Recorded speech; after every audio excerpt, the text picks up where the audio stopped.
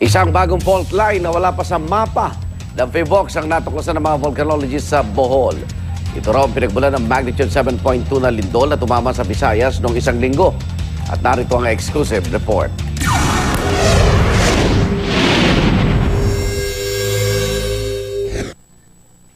Isang linggo matapos ang mapaminsalang magnitude 7.2 na lindol na tumama sa Visayas na ikinamatay ng halos 200 tao, nadiskubre na ng mga eksperto ang pinagmulan ng trahedya.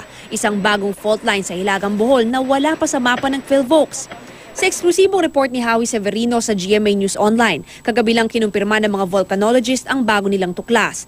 Isang bahagi ng lupa na napaangat ng halos 3 metro at lumikha ng isang animoy pader. Ito raw ang tinatawag na face of the fault. Maituturing daw itong makasaysayan dahil hindi pangkaraniwan ng fault na ito. Isa itong reverse fault dahil sa pag-angat ng lupa. Sa mas mahihinang lindol, lumulubog ang lupa sa halip na umangat. Pero ang kabaliktaran daw ang nangyari sa Bohol. Ilang araw nang hinahanap ng mga volcanologist ang bagong fault. Ang naging palatandaan nila, ang malawak na bahagi ng probinsya na pinangyayarihan ng mga aftershock. Ang mga aftershock tulad ng mga nakunang tagpo noong Sabado, kung kailan umabot sa magnitude 5.1 ang pagyanig,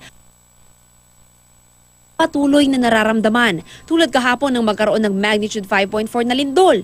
Pero hindi lang ang mga aftershock ang pinagmumula ng takot ng mga residente na ang marami sa kalsada pa rin natutulog. Para sa unang balita, Mav Gonzalez reporting.